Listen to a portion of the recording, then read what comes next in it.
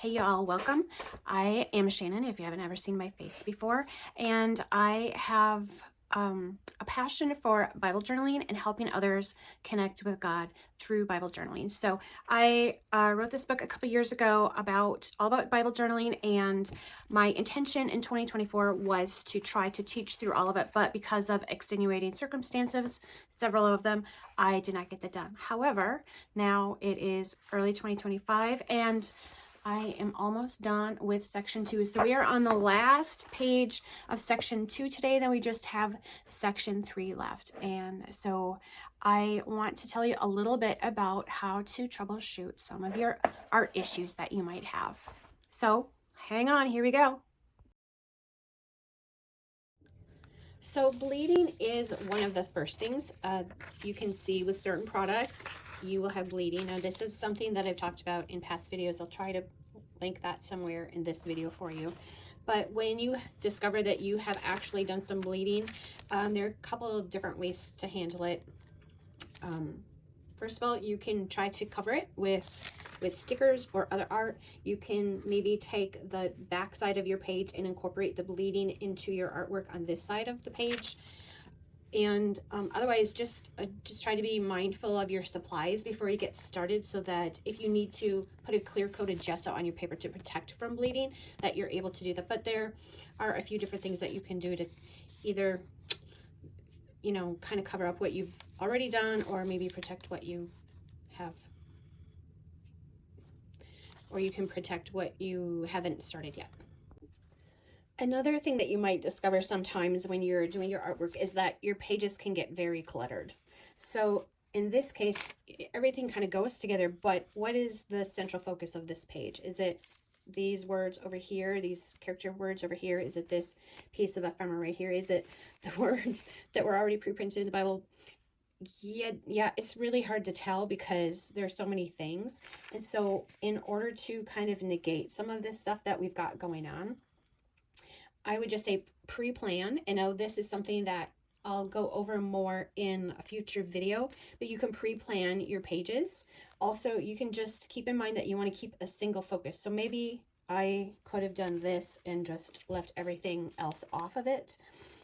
Or I could have done this and left everything else off of it. Or I could have just focused on this piece right here. But if you try to do something that's got a single focus to it, you know, for example, in this is still a bit cluttered, but at least your eye goes to these two pieces right here in the center. What else? In this case, the single focus would be these jars right here.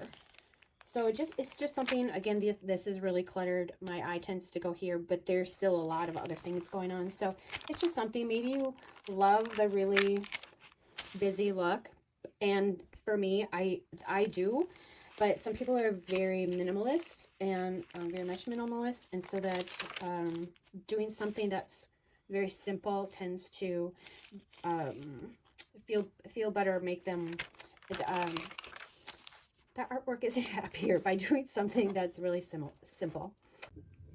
The next thing we can troubleshoot is wrinkled and warped pages. So you can see right in here that these are my most warped pages right in the center of my Bible. And they get that way because of the amount of water that you use on your pages. I personally don't mind the wrinkling and whatever, but you can, you know, when you do, for example, this is a watercolor, try to be as limited with the amount of water that you put on as possible, if that's possible. Because the more water, the more the tendency that it's going to warp and wrinkle. So if that's something, you know, you can always put a heavy book on here to help it to dry.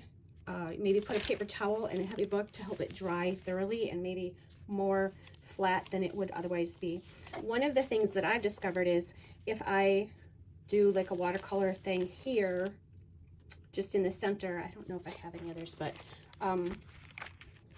if you do something that is just located in part of your page, for example, on this one, it's going, as the paper absorbs the water, it expands. And so this part expands, this part does not.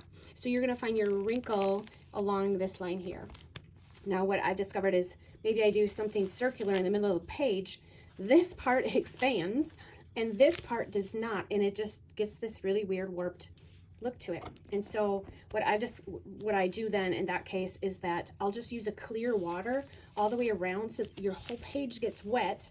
You don't have that wrinkle and that warp in it, but the water affects the page but doesn't affect your artwork. So that is one of the solutions. Now, part of the reason that they might become wrinkled or warped is because of the weight of your pages, or the weight of the things that you have in your page. So this is a piece of tag board that is on the edge of this page. Now this would be easily, you know, if you do it wrong, it could very easily get wrinkled in there. I think this one is fine because it's so big that it basically acts as a whole page on its own. But some of the other pieces in here, let me see if I can find one. For example, this one, again, it's another piece of tag board, but it has a weight to it that gets a little wonky. It's heavy and it has a tendency to do this, and then you have the possibility of wrinkling going on there. So I would say if you can put heavier pieces of paper towards the inside of your binding versus on the outside of your page, you'll have less wrinkling and warped damage through that. Another way to troubleshoot is what happens when I make a mistake. So for example, I forgot a letter in here. This didn't go all the way out to the edge of the page. I started one thing, I didn't like it, I covered over it. This whole page I hate it. But here's the lesson for me anyway, is that Bible journaling is about the process, and it's about the relationship with God. It's not necessarily about the final project. So when you make a mistake, just take it as a learning example. Okay, you can try to cover up things. Like I could try to move these letters and put another one in there. I could try to fix this. There are ways that you can try to fix things. You could try to cover up, you know, my blue paint was actually trying to cover up some other things underneath it, and then the green was trying to cover up some of the blue. So, I mean, there are ways that you could try to fix this, but it might just be easier just to say, okay, this isn't my favorite page, but it's still time that I spent with God, and that is the most important part. And just accept the flaws. All of us have flaws, and so by accepting our flaws and giving ourselves some grace, there are very good heart lessons in that. So just a thought. What happens when you hit a creative block? So you open your Bible, you do your daily reading, and you're going through it, and you're like, there isn't anything that's in this reading that's inspiring me. You might be going through Leviticus like I am right now, and it's all about the sacrifices and how many bulls and how many goats and how many sheep and all of the gold. Yeah. What hits you? You end up with a creative block. So then what do you do? Well, you have to go back to like what inspires you. And again, that's going to be another video in the future. But what inspires you? And then maybe if you are having a roadblock with what inspires you, go find some other artwork, whether it's Bible journaling artwork or it could be other painting, it could be woodworking, it could be lots of different kinds of artwork, but find some other artwork, and maybe that will jar something in your brain and in your heart. That will you get a download of, oh, I could do this. So try doing that. Something else that you might get stuck with is getting stuck on a page. So here I have this page finished, and now I'm starting this page. But how, I like the green here, but how can I possibly choose my colors and details on this page to better match this one? So if you do get stuck on something, then I would suggest maybe getting feedback from somebody else and what they might choose to do, or you might just step away from this for a little while and come back to it later with fresh eyes. Also, what happens if you have art supplies that you're not very happy with? Maybe you just have some cheap markers, or maybe you have like Crayola watercolors, that sort of thing. I would say just invest as you can. So these Pitt markers, these Faber-Castell Pitt markers I bought probably in like 2016, 2017. They're 8 or 9 years old. I don't use them very often, but they're all still good markers as old as they are. And these are the only colors that I bought. I think I had a white one. I have a white one in here too. But I just bought like basic color markers. Okay. And then, for example, Posca pens are all the rage these days. These pens, like a pack of these pens goes for $20 or $30 for a dozen. That is more money than I usually want to spend on something. And so these I happen to find on clearance somewhere for 10.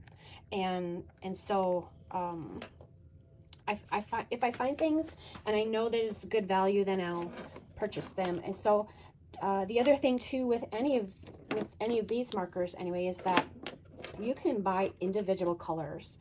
So I would say start with your very favorite colors. Maybe you just love, for me, I love like these colors. So invest in good markers, but just invest in the colors that you love. I would do some research, read reviews, and see what other people say about different things, and then do some experimenting of your own.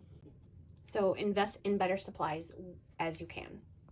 Another trouble that we sometimes have, especially with Bibles, this one I think is I started in 2016, and one of the things that can happen is that they can maybe start to fade. Now, I would say that if your Bible is closed, that for the most part, it is,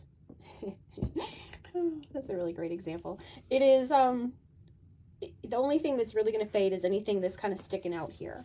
But all of your artwork on the inside is going to be just fine. You can invest in some more light, fast kinds of pigments, whether it's markers, watercolors, whatever it is. There is a light fastness to things, so that some colors are more prone to fade than others. So if you want to go that route, you can invest that way. One of the things that I have discovered that I have more of a problem with, and it's hilarious because this just fell out of my Bible. I have an issue with adhesives over the course of time. So I've had, my page tabs fall off. It might be because it's a glue stick. It might be because of the tape runner that I had at the time.